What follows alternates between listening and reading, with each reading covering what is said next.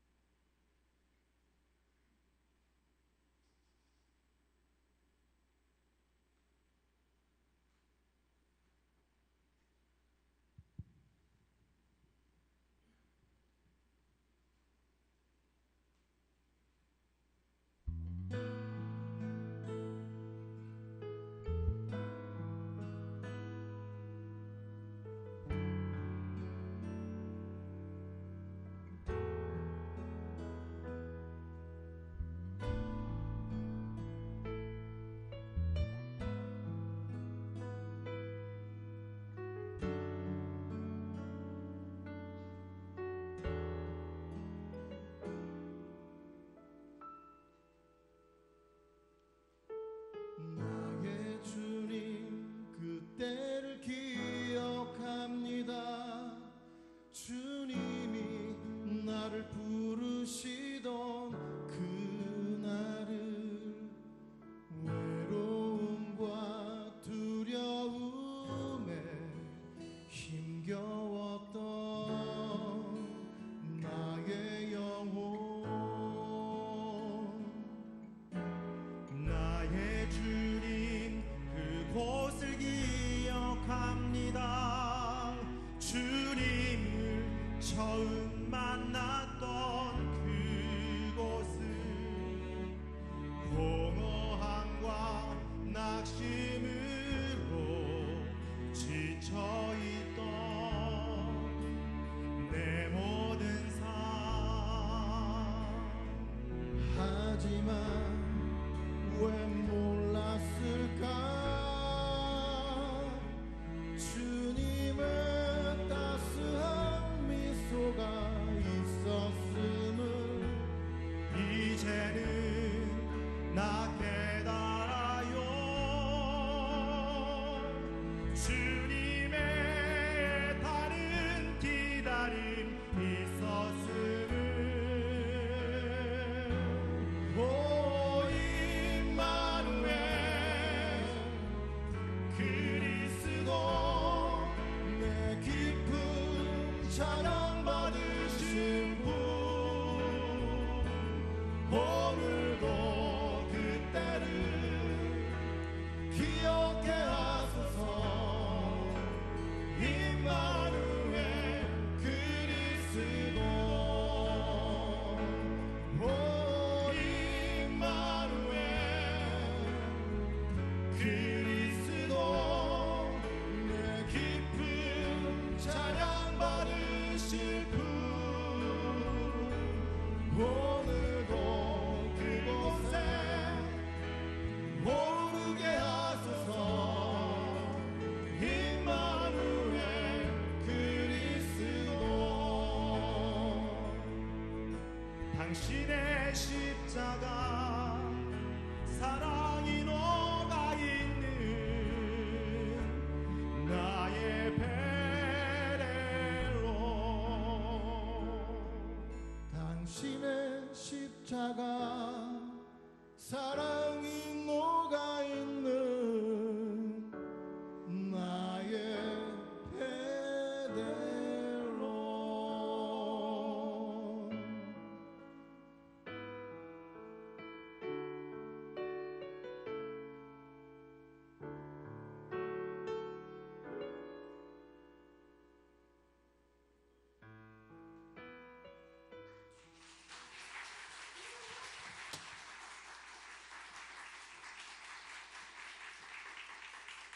하나님께 영광의 박수 올려드리겠습니다.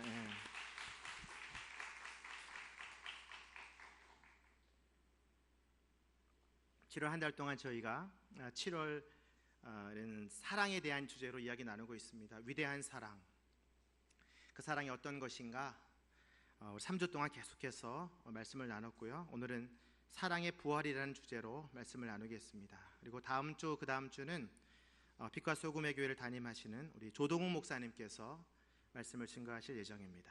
하나님께서 우리에게 주시는 말씀 같이 봉독하겠습니다. 고린도전서 15장 12절부터 19절 말씀입니다. 고린도전서 15장 12절부터 19절 말씀, 저 여러분들이 한 절씩 교독하겠습니다. 그리스도가 죽은 사람들 가운데서 살아나셨다고 전파되고 있는데 왜 여러분 가운데 어떤 이들은 죽은 사람의 부활이 없다고 합니까?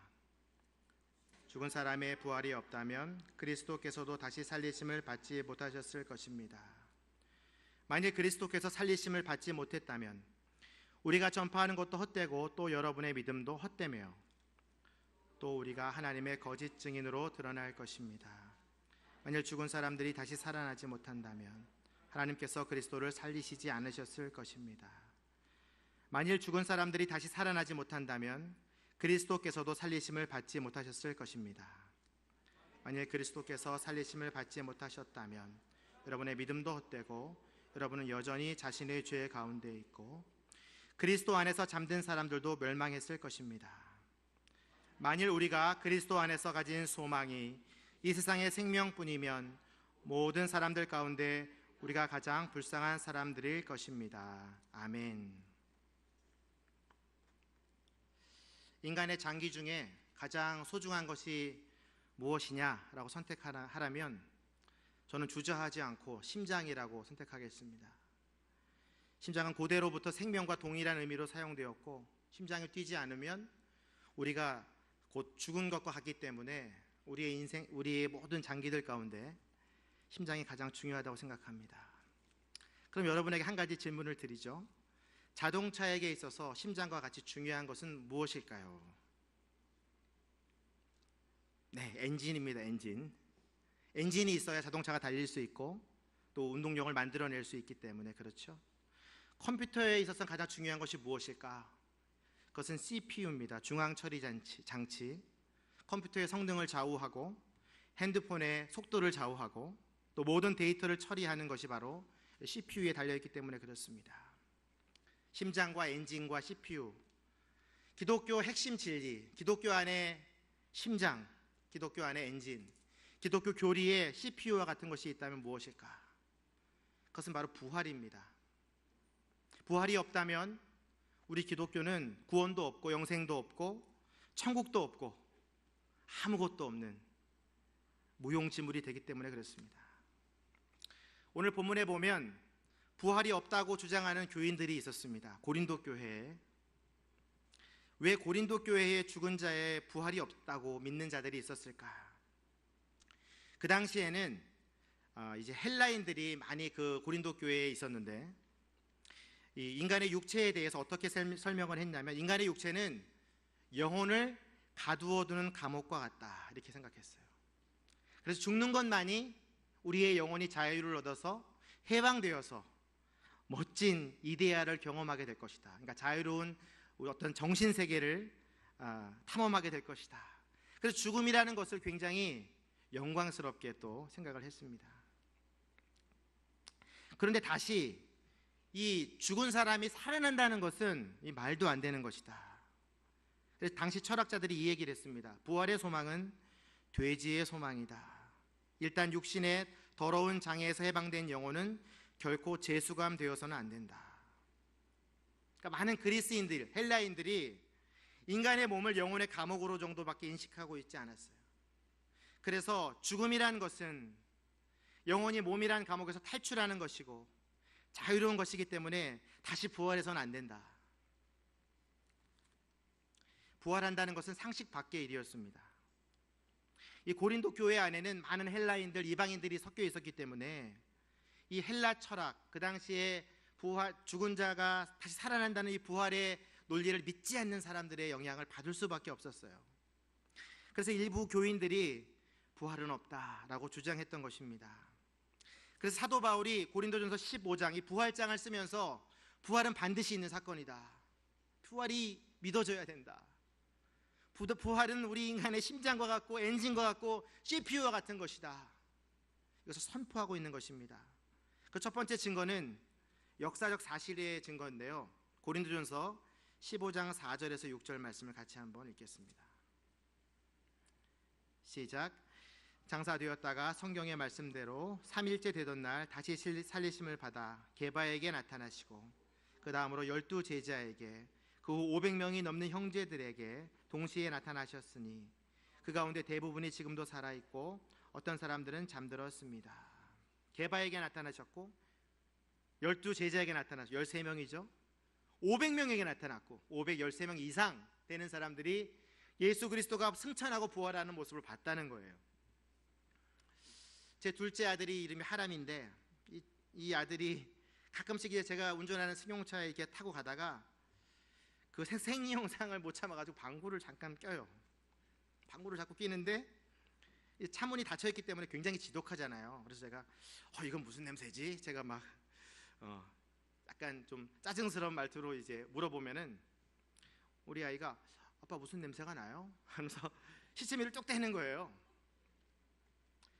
그리고 이제 제가 누가 그랬지? 이렇게 막 생각하고 있는데 얘가 이제 입가에 미소가 싹 번지면서 저한테 물어보는 거예요. 혹시 아빠가 낀 거 아니야? 저는 이제 그 아들의 완벽한 범죄에 속은 거죠. 근데 굉장히 사랑스러웠어요. 왜냐면 이 아들이 벌써 증거를 감출 수 있는 나이가 됐다는 게 너무 기뻤어요. 어떠한 재판에서 그 죄를 드러내야 되는데 가장 중요한 것이 뭐냐면 증인이에요. 증거가 있어야 돼요. 증인과 증거가 있으면 피고인은 꼼짝 못하고 수갑을 차고 감옥에 가야 돼요. 오늘 부활 사건에서도 가장 중요한 것은 뭐냐면 이 부활이 사실이라는 증인이 있다는 거예요. 증거가 확실하다는 거죠. 500명 이상의 증인들이 예수님을 보았고 12 제자도 보았고 게바도 보았다. 베드로도 보았다. 그렇기 때문에 이것은 명백한 사실이다. 실제로 예수님이 십자가에 달려 돌아가신 뒤 30여 년이 지나서 이 고린도전서가 쓰여졌기 때문에 그 당시에 젊은 사람들은 거의 다 살아 있었던 거예요. 한 50세, 60세 되는 그 모든 그 증인들이 살아있던 시대에 이 부활이 거짓이다라는 소문들이 계속해서 퍼졌던 거예요. 그래서 사도 바울은 확실한 증인들을 들어서 이것은 역사적 사실이다, 믿어야만 하는 사실이다라고 증거하고 있습니다. 8절에 보면 15장 8절에 보면 이 비천한 만삭되지 못한 나에게도 하나님께서 그 부활의 주님을 만나게 하셨다라고 증거합니다. 그렇다면 왜 부활이 없다고 주장하는 것일까? 그 안에는 무슨 의미가 있을까? 오늘 13절 말씀을 같이 한번 읽겠습니다. 13절 시작. 죽은 사람의 부활이 없다면 그리스도께서도 다시 살리심을 받지 못하셨을 것입니다. 이 고린도 교인들 중에 일부들은 죽은 사람의 부활이 없다, 보편적인 부정 명제를 주장하고 있어요. 보편적인 죽은 사람의 부활은 있을 수 없는 일이다. 이 명제가 진실되게 입증이 되려면 한 사람이라도 부활하면은 이것은 이제 거짓된 거죠. 근데 이미 고린도전서가 쓰여질 이 당시에 제가 말씀드린 대로 많은 사람들이 그것을 보았단 말이에요. 예수 그리스도가 부활하셨어요. 그 한 사람이. 그렇기 때문에 죽은 사람의 부활이 없다라는 말은 잘못된 거죠. 근데 그럼에도 불구하고 많은 사람들이 이것을 왜 믿었냐? 죽은 자의 부활을 기대하지 않는다는 것은 오늘 말씀처럼 예수 그리스도의 부활을 거절하는 것과 같은 뜻이에요. 예수 그리스도가 부활했다는 사실이 거짓이 되어야만 이들의 논리가 맞게 되는 거잖아요. 그래서 이들은 계속해서 죽은 자는 절대로 부활할 수 없다, 그러면서 예수 그리스도를 부인하고 하나님의 아들로 오신 예수 그리스도의 그 목적을 부인하게 되는 거예요.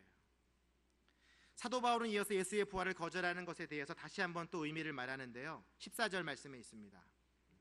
왜 그렇게 계속해서 부활이 없다고 말할까? 14절 함께 읽겠습니다. 시작. 만약 그리스도께서 살리심을 받지 못했다면 우리가 전파하는 것도 헛되고 또 여러분의 믿음도 헛되며.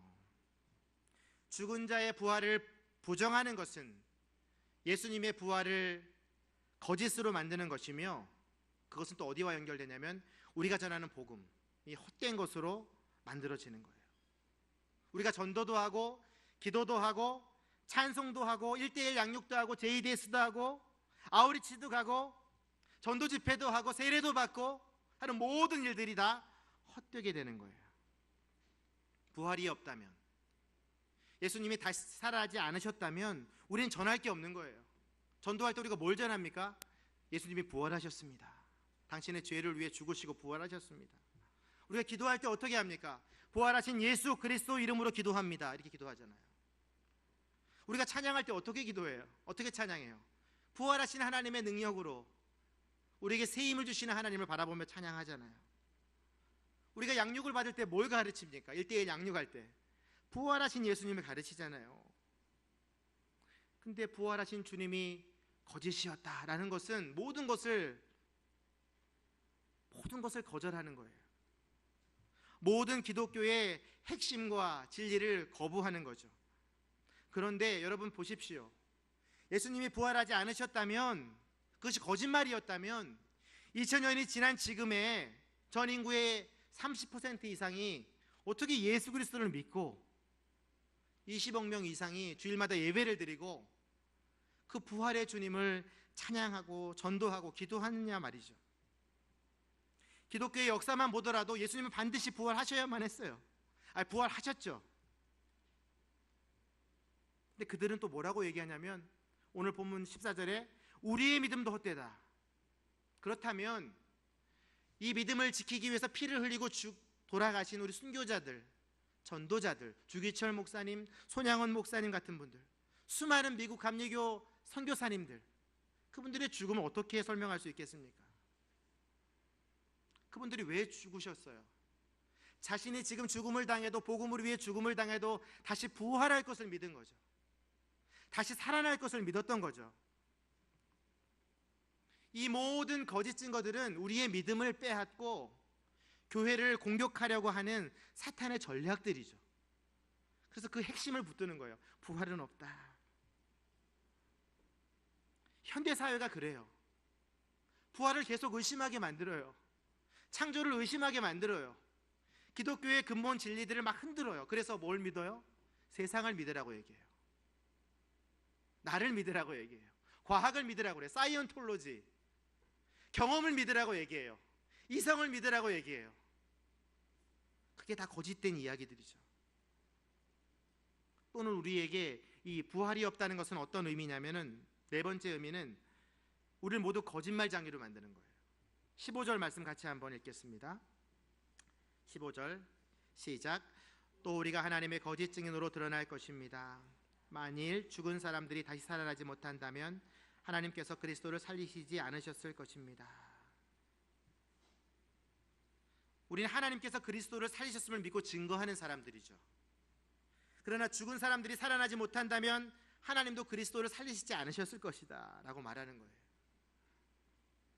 그러므로 우리는 하나님의 어떤 사람이 되어 거짓 증인들이 돼요.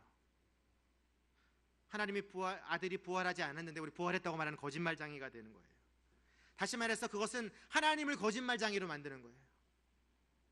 마치 창세기에 뱀이 하와를 막 유혹할 때에 정말 하나님이 그것을 먹지 말라고 했냐 라고 유혹하는 것과 같은 거죠. 정말 먹으면 다 죽는다고 했냐, 그러니까 벗어 먹어라. 너 하나님처럼 되고 싶지 않냐.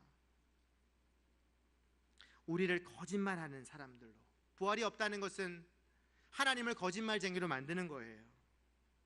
그러나 하나님은 영원한 진리이시고 거짓이 없으시고 참되신 분이세요. 또 한 가지의 의미는 무엇일까? 우리 17절에서 18절 말씀을 함께 읽어보겠습니다. 부활을 인정하지 않는 것은 어떤 의미일까? 함께 읽겠습니다. 17, 18절 시작. 만일 그리스도께서 살리심을 받지 못한다면 여러분의 믿음도 헛되고 여러분이 여전히 자신의 죄 가운데 있고 그리스도 안에서 잠든 사람들도 멸망했을 것입니다. 십자가의 죽음과 부활의 목적은 무엇이었냐면 우리의 죄를 해결하기 위함이었어요. 근데 우리가 만약에 예수님의 부활을 믿지 않는다면 우리의 죄는 어떤 거예요? 여전히 해결되지 않은 거예요. 아담의 죄가 지금까지 계속 내려오고 있는 거예요. 그래서 그 죄가 우리를 계속해서 지배하는 거예요. 그래서 우리가 죄 짓는 것에 대해서 마음 아파하지 않아요. 계속해서 악해져 가는 거예요. 우리가 부활이 진실이 아니라면 우리는 계속해서 죄 가운데 있는 거예요. 왜냐하면 부활이 없다는 것은 십자가의 죽음이 없다는 것이고 십자가에 죽음이 없다는 것이면 우리의 죄가 용서받지 못하는, 용서받을 수 있는 구원이 상실되는, 기회가 없어지는 것이죠. 또 한 가지는 우리는 여전히 죽게 된다는 거예요.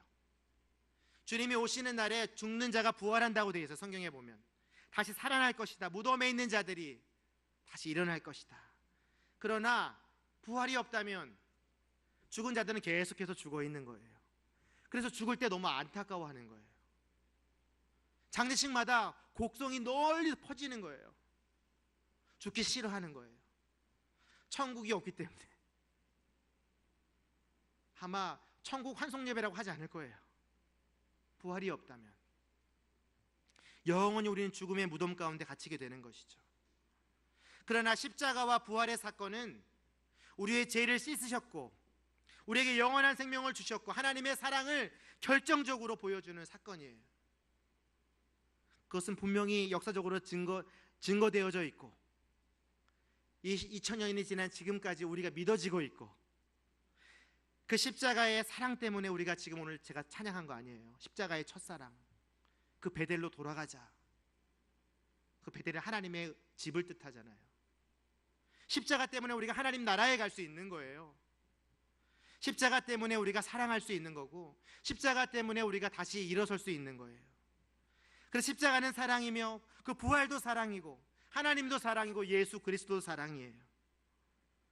그리스도의 사랑과 부활만이 우리를 죄에서 해방시키시고 하나님과의 관계를 회복시켜 주시고 우리를 온전히 의롭게 하셨어요. 여러분들은 절대로 이제 죽음의 권세에 넘어지지 않아요. 죄의 권세에 넘어지지 않아요. 하나님이 우리를 십자가의 부활의 사랑으로 살리신 거예요. 로마서 4장 25절 말씀 함께 읽겠습니다. 시작. 예수께서는 우리의 범죄로 인해 죽음에 넘겨지셨고 우리의 의를 위해 살리심을 받았습니다. 예수님이 왜 부활하셨어요? 우리의 의를 위해. 여러분들과 하나님의 관계를 하나 되게 하기 위해 예수님께서 살리심을 받았다고요. 부활이 없다면 여러분 이 자리에 앉아 있을 이유가 없어요. 교회가 있을 이유가 없어요. 제가 여기 서 있을 이유가 없어요. 부활이 없다면. 부활은 반드시 있어야 되는 사건이죠. 오늘 이 말씀은 부활은 반드시 있었고 하나님은 여러분을 사랑하시고 구원하셨고 그 부활의 능력으로 여러분이 살기를 원하시기 때문에 사도 바울을 통해서 이 부활장을 쓰신 거예요. 오늘 18절 말씀을 보면 사도 바울은 죽은 자를 어떻게 표현하냐면 그리스도 안에서 잠든 자라고 되어 있어요. 혹시 여기 지금 제 설교를 듣다가 주무시는 분이 있다면 그분을 어떻게 설명하냐면 죽은 자라고 설명하는 거예요. 여러분 죽지 마세요. 깨어 계세요. 하지만 이 잠잔다는 것은 인간이 누릴 수 있는 최대의 평안이에요. 성경학자들은 그리스도 안에 죽는 것을 잠자는 것으로 표현하는 것에 대해서 이렇게 얘기해요. 이것은 그리스도의 부활을 믿는 자들은 신비한 연합을 경험하게 하는 것이다. 신비한 연합. 그리스도인의 죽음은 그리스도와 연합함으로 그리스도 안에서 잠자는 것이기 때문에 신비한 연합이라고 설명하고 있어요. 그리스도인의 죽음은 날마다 새롭게 되는 영광스러운 삶을 살게 되는 것이다.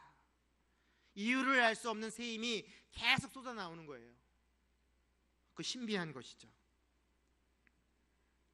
오늘 말씀에 보면 주 안에서 잠자는 자들, 죽은 자를 이렇게 설명하고 있어요.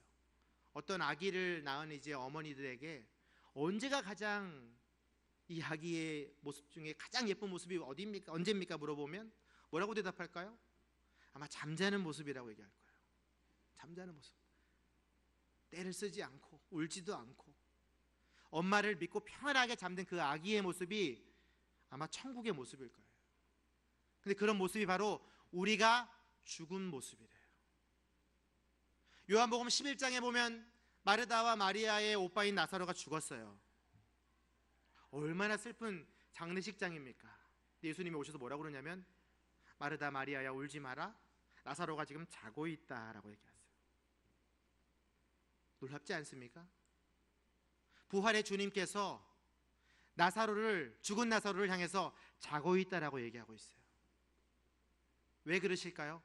이 나사로의 죽음은 죽은 것이 아니라 다시 깨어날 죽은 자가 깨어날 것을, 부활할 것을 상징하는 예수 그리스도의 부활하심을 첫 번째 사인으로 보여주시는 놀라운 영광스러운 죽음이었기 때문에 그는 지금 자고 있다라고 말씀하신 거예요.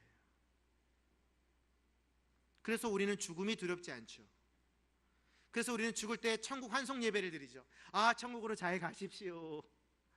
우리 공동체에 김장로님이라는 분이 계시는데 할머니가 90세 말까지 사시다가 돌아가셨는데 저는 깜짝 놀랐어요. 화관 예배를 딱 드리고 저는 이제 예배를 다 마치고 이제 끝까지 여기 자리를 지키려고 그러는데 다 가라는 거예요. 우리 어머니 천국 가셨기 때문에 여기 더 이상 있을 필요가 없다는, 빨리 가시라고, 찬송하며 갑시다 막 그러더라고요. 제가 굉장히 은혜를 받았어요. 보통은 화관 예배 끝까지 막 그 딱 묻히는 것까지 다 보시잖아요. 그 장로님은 어머니가 잠드는 것을 믿고 있었던 거예요. 언젠가 하나님이 오시는 그날에 다시 일어나셔서 새로운 몸으로 하나님을 만나게 될 것을 믿었던 거예요. 그래서 그게 미스테리예요. 그게 신비한 거예요. 고린도전서 15장 51절 52절 말씀 같이 한번 읽도록 하겠습니다. 시작. 보십시오, 내가 여러분에게 비밀을 말합니다. 우리는 다 죽지 않고 모두 변화할 것입니다. 마지막 나팔 소리에 순식간에 다 그렇게 될 것입니다. 나팔 소리가 나면 죽은 사람들이 썩지 않을 몸으로 살아나고 우리도 변화할 것입니다. 사도 바울은 부활의 사건을 비밀이라고 얘기하고 있어요. 미스터리, 풀리지 않는 수수께끼. 부활은 그런 것이다. 어떻게? 왜 그럴까요? 죽지 않고 다시 깨어날 것이기 때문에, 죽은 자들이 다시 일어날 것이기 때문에. 어떻게 일어나요? 변화되어 일어난다고 됐어요. 변화돼요. 여러분들의 몸이요 다 변화돼서 부활체가 되는 거예요. 살아있는 자는 부활체로 변형이 돼요. 아직 뭐 그게 어떤 건지 몰라요. 사실 모르지만 분명히 변화되는데 어떤 모습이냐면 하나님 나라에 가장 어울리는 모습으로. 그러니까 성형수술하지 마세요.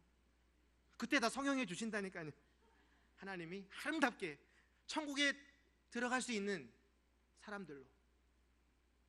제 아내는 소아마비 3급 장애인입니다. 저는 이 날이 너무 기대가 돼요. 그 다리를 어떻게 고치시고 새롭게 변화시키실까. 많은 장애우들이 아마 이 날을 기대할지도 몰라요. 어떻게 될지 모르지만 하나님 나라의 영화로운 몸으로, 부활의 몸으로 덧입는 과정, 구원의 최종 마지막 단계, 글로리피케이션, 영화가 이루어지는 거예요. 영화. 얼마나 멋있어요. 근데 그 부활이 없다면 우리 아무것도 믿는 게 없는 거예요. 죽은 자들은 다시 살 것이고 살아있는 자는 부활의 몸으로 변화될 것이다. 53절에는 이것을 이렇게 설명합니다. 썩을 몸이 썩지 않을 것을 입고 죽을 몸이 죽지 않을 것을 입는다. 여러분들 중에 마음에 안 드는 부분 있잖아요. 신체 일부분 중에 이 사마귀는 왜 이렇게 안 없어지고, 이 흉터는 왜 이렇게 안 없어지고. 걱정하지 마세요. 썩을 몸이 썩지 않을 것으로 입혀진대요. 죽을 몸이 죽지 않은 것으로 입혀진대요. 왜 사도 바울은 이것을 입는다고 표현할까요? 입는다, 옷을 입는다. 54절에 그 답이 있어요. 54절에 보면은 사망이 삼켜져 승리를 얻었도다 이런 표현이 있어요. 사망이 삼켜져 승리를 얻었도다. 사망이 삼켜졌대요. 승리에게, 생명에게 삼켜졌대요. 사라지는 거예요. 사망과 죄와 어둠의 권세가 완전히 사라지는 거예요. 죽음이 사라지는 거예요. 그것을 승리가 삼켰대요. 부활의 승리가. 삼키는 건 뭐예요? 완전히 다 씌우는 거잖아요. 옷을 입히는 거죠. 여러분들에게 하나님의 생명의 옷으로 완전하게 입히셔가지고 완전한 부활체로 하나님 나라에 들어가도록 만드시겠다는 거예요. 그러니까 우리가 어떤 사람들이에요? 이미 하나님 나라에 들어가기로 결정된 사람들이죠. 그런 사람들을 뭐라고 얘기하냐면 승리자라고 불러요. 승리자. 그래서 사랑의 부활은 승리의 부활이에요. 55절에서 57절 말씀 15장 함께 읽도록 하겠습니다. 시작. 사망 안에 승리가 어디 있느냐? 사망 안에 독침이 어디 있느냐? 사망의 독침은 죄요, 죄의 권세는 율법입니다. 그러나 우리 주 예수 그리스도를 통해 우리에게 승리를 주시는 하나님께 감사를 드립니다. 부활 사건은 사망을 삼켜요. 그의 독침인 죄에서 해방시켜줘요. 율법을 완성시켜주고 부활의 승리로 대변되고 있어요. 사랑의 부활은 우리를 승리의 부활, 승리자로 만드는 거예요. 보통 아이들이 이제 학교 갔다 오면은 반에서 뭐 1등 했다, 2등 했다, 3등 했다 막 그러잖아요. 그래서 막 엄마 아빠들이 즐거워하잖아요. 여러분, 하나님 나라 가면은요 1, 2, 3등이 없어요. 다 1등이에요. 하나님 나라에서 열리는 올림픽은요 금메달, 은메달, 동메달이 없어요. 다 금메달이에요. 다 승리자라고요. 얼마나 멋진 나라예요. 사망아 내가 어디 있느냐, 경쟁이 네가 어디 있느냐, 비교가 없어요. 공부 못하는 친구들은 천국을 빨리 사모해야 돼요. 하나님의 은혜가 임하는 거예요. 자신감이 생기는 거예요. 승리자가 되는 거예요. 이미 하나님 나라에서. 나 하나님 나라에서 1등이야. 열심히 공부해야지. 하나님 이 부활의 능력을 제게 주십시오. 그렇게 공부하시면 살아나요. 하나님이 힘을 주세요. 왜 하나님 우리를 부활을 주시고 십자가를 주시고 왜 고린도전서 15장을 주셨냐? 힘이 없고 어둡고 연약함 가운데 있는 모든 사람들에게 부활의 소망, 천국의 소망, 승리자의 여유를 주시려고 주신 거예요. 그래서 우리는 흔들리면 안 돼요. 끝까지 주님의 일을 붙들고 나아가야 돼요. 마지막으로 15장 58절 읽고 함께 기도하겠습니다. 시작. 그러므로 내 사랑하는 형제들이여 굳게 서서 흔들리지 마십시오. 여러분의 수고가 주 안에서 헛되지 않음을 알고 항상 주의 일에 더욱 힘쓰는 사람들이 되십시오. 그리스도의 사랑의 부활은 우리의 삶을 굳게 세워줍니다. 부활을 믿으십시오. 여러분의 삶이 굳어지는 거예요. 완전히 세워지는 거예요. 여러분 부활을 믿으십시오. 선포하십시오. 찬양하십시오. 그럼 우리의 수고하는 것들마다 열매 맺게 돼요. 여러분 부활의 능력을 믿으시고 날마다 선포하십시오. 그러면 우리에게 알 수 없는 새 힘이 부어져요. 새로운 천국에 오신 날마다 입혀져요. 그래서 우리의 부활의 능력은 우리의 삶을 승리로 이끌어요. 여러분들만 부활의 승리를 경험하는 것이 아니라 여러분 주변의 삶들까지, 여러분의 가정과 여러분의 공동체와 여러분이 가는 곳마다 승리의 하나님이 임하시는 거예요. 부활의 능력이 임하는 것이죠. 함께 기도하겠습니다.